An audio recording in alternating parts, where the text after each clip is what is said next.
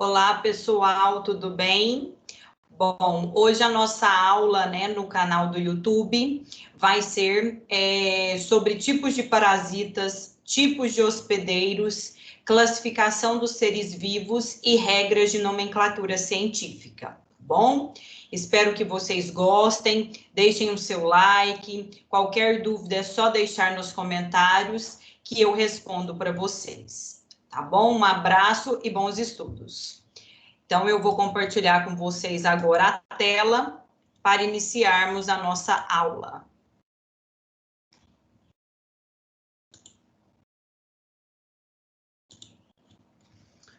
Bom, então, eu vou começar falando para vocês sobre os tipos de parasitas. Lembrando que o parasitismo é uma relação ecológica, em que o parasita vai ser beneficiado e o hospedeiro será prejudicado. Então, é uma interação, interespecífica entre indivíduos de espécies diferentes e desarmônica, porque um deles vai ser prejudicado, que no caso será o hospedeiro. Existem parasitas que são chamados de obrigatórios, porque eles não vivem sem o hospedeiro. Eles precisam obrigatoriamente estar em um hospedeiro. Como exemplo, aqui nós temos os vírus. Os vírus, então, são parasitas intracelulares obrigatórios, porque eles são acelulares. Como eles, então, não têm célula, eles precisam de uma célula do hospedeiro para a sua replicação e para a sua sobrevivência. Existem parasitas também chamados de facultativos. Algo que é facultativo é algo opcional. Então, aquele parasita, ele pode ou não estar em um hospedeiro. Então, nós temos como exemplo aqui as larvas de moscas. Parasitas acidentais são aqueles que acidentalmente vão parasitar um hospedeiro diferente do seu usual. Então, existem, por exemplo, vermes, que o hospedeiro normal daquele parasita são os cães, mas que acidentalmente eles podem nos parasitar. Então, nós, seres humanos, somos hospedeiros, não usual, não comum daquele parasita. Portanto, quando aquele parasita vai nos parasitar, ele é um parasita acidental para nós. Existem também os parasitas que são chamados de oportunistas, que são aqueles que aproveitam uma debilitação da imunidade do hospedeiro e se instalam nele, tá? Então, ele é oportunista porque se a imunidade daquele hospedeiro estivesse normal, estivesse em perfeitas condições, talvez ele não se instalaria ali naquele hospedeiro.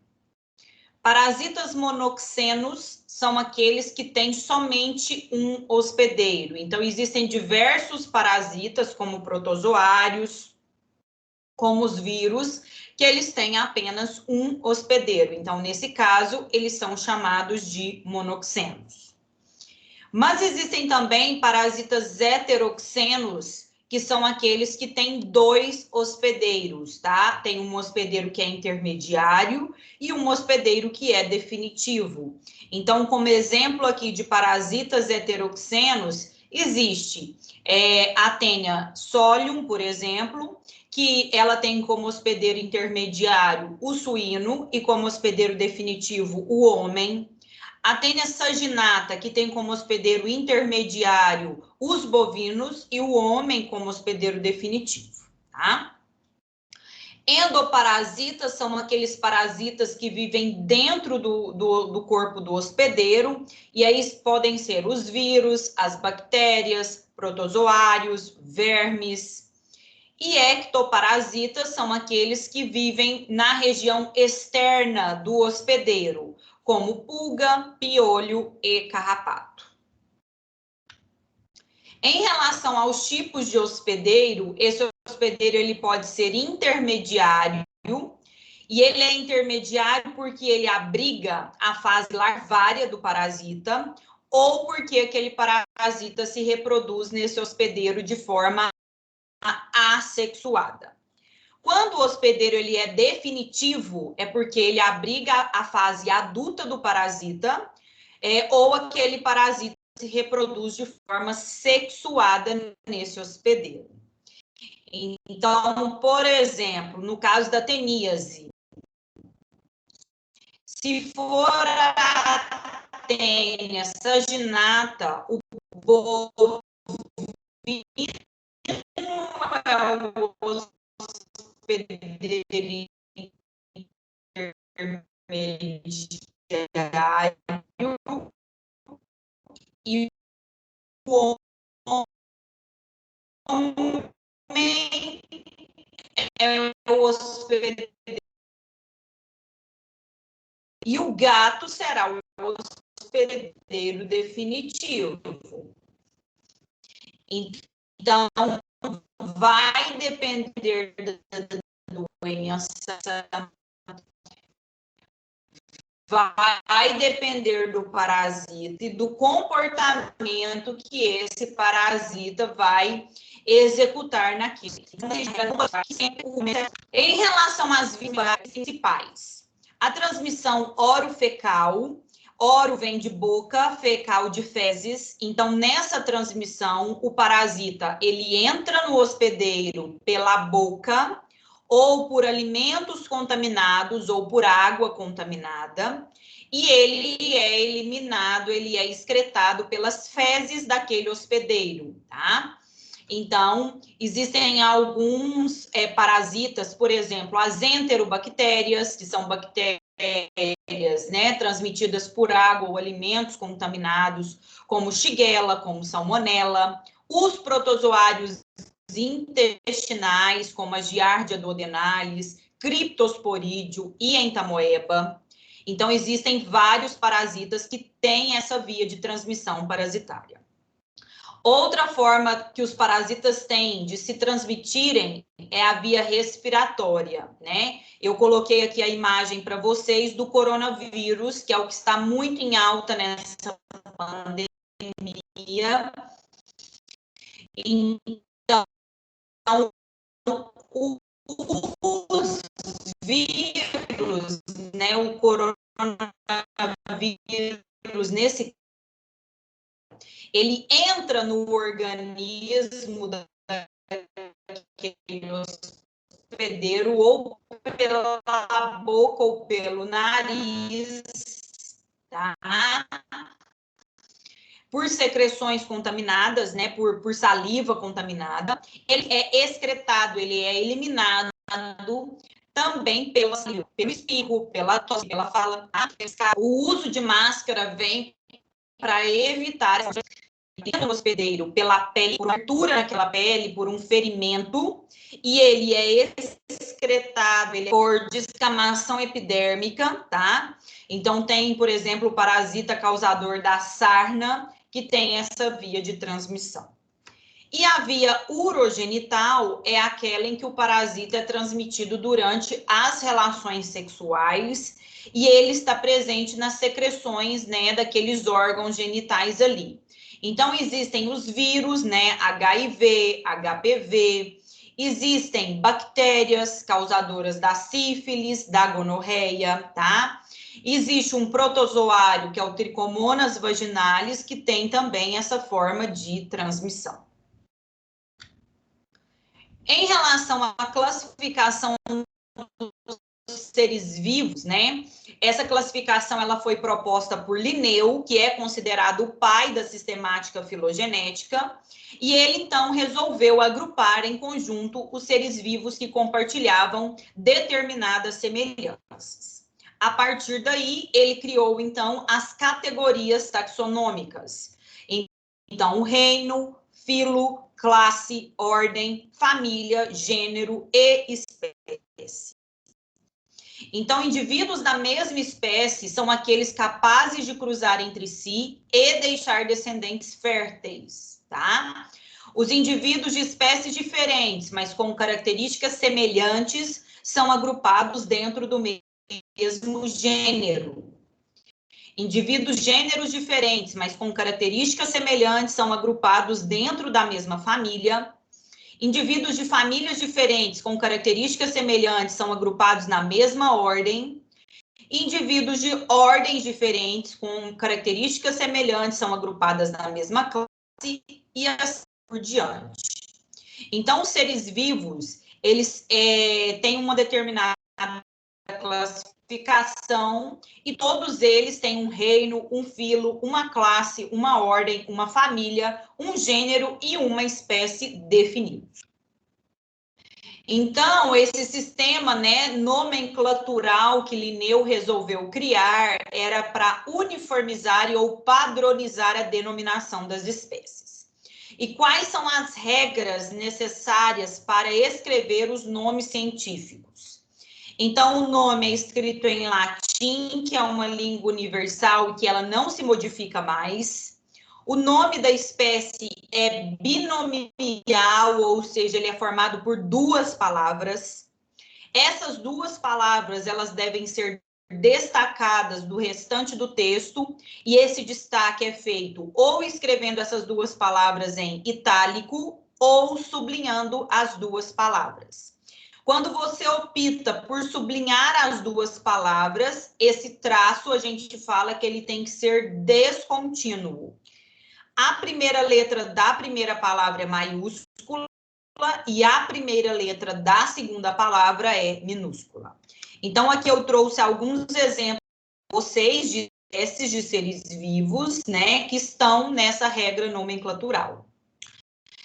Então, aqui, Tênia saginata, o T da Tênia é maiúsculo, o S do saginata é minúsculo. Aqui eu optei por sublinhar essas duas palavras. Então, traceja a primeira e depois a segunda.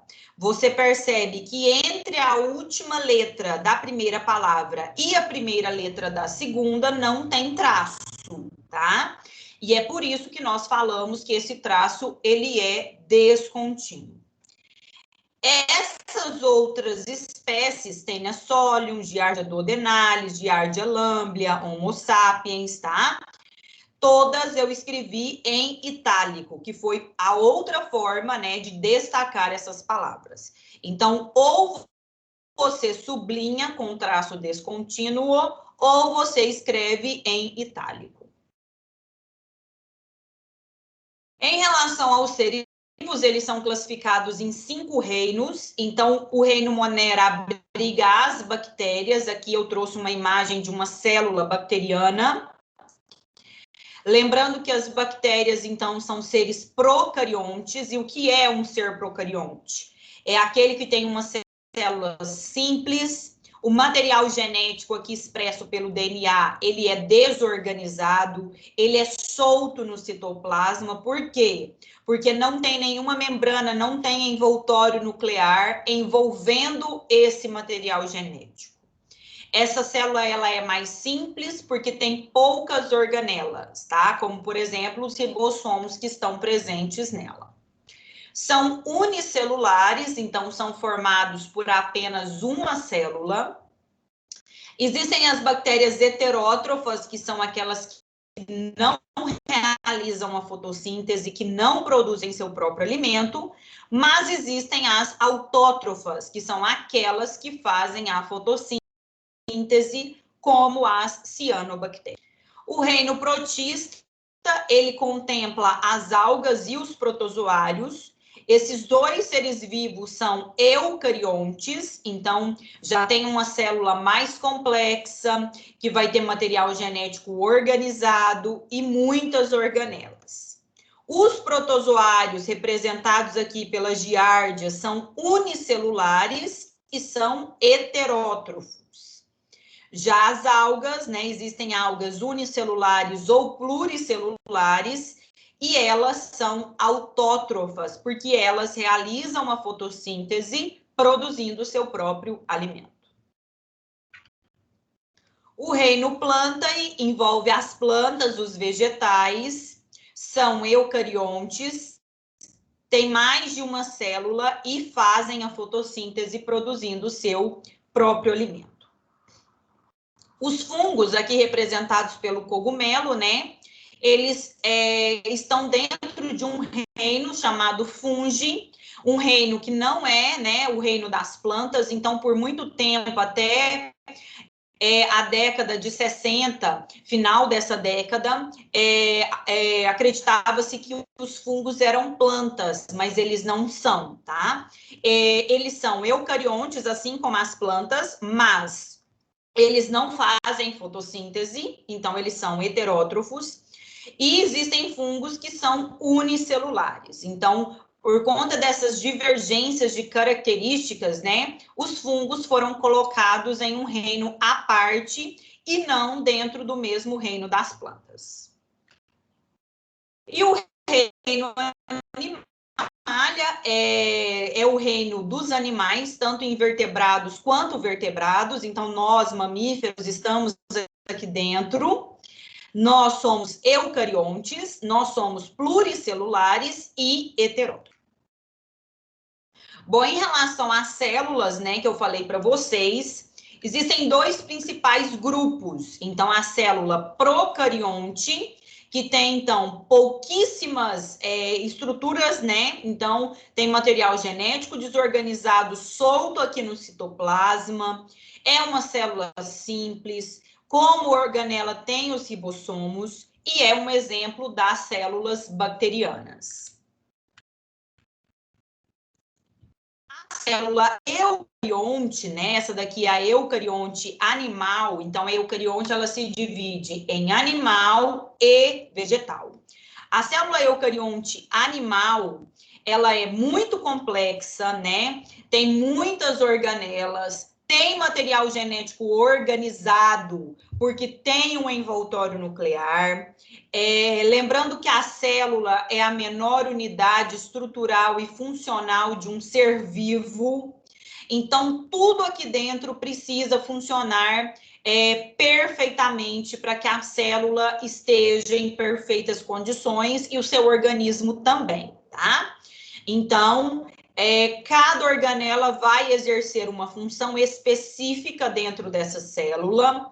Por exemplo, essa membrana plasmática aqui, que reveste a célula, ela protege a célula, separa o meio intracelular do extracelular, mantém a homeostasia nesse ambiente intracelular e faz o transporte de substâncias.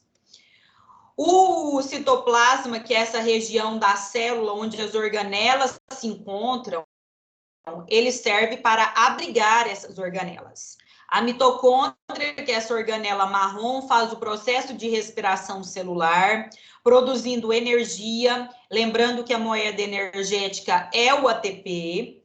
Então, sem energia, né, essa célula não funciona e, consequentemente, tudo que ela forma, o tecido, o órgão, os sistemas e nós também não funcionaríamos.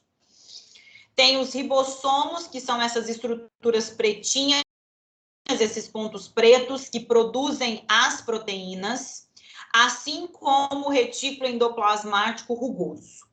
O retículo endoplasmático liso sintetiza lipídios e faz a desintoxicação celular.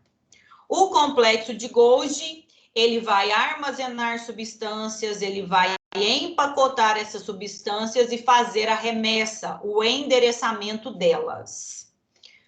Os lisossomos são organelas, né, que fazem o processo de digestão intracelular, e os centríolos, que são essas estruturas em tubos, participam do processo de divisão celular, que nós veremos na aula de mitose.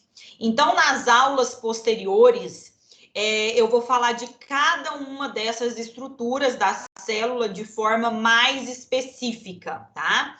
E aí vocês poderão, então, entender de uma forma mais aprofundada. A célula vegetal, que é a célula que está nas plantas, ela tem algumas estruturas diferentes da célula animal. Também é uma célula eucarionte, mas tem, por exemplo, a parede celular, que a célula eucarionte animal não tem. Então, essa parede celular, ela é externa à membrana plasmática, conferindo uma rigidez maior para essa célula vegetal e dando forma a essa célula. Tem vacúolos bem maiores, que servem para armazenar substâncias.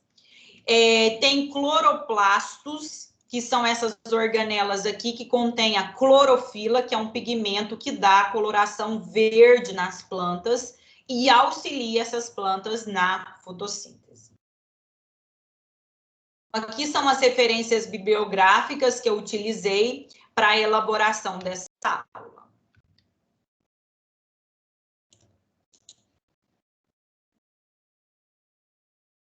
Bom, pessoal, espero que vocês tenham gostado.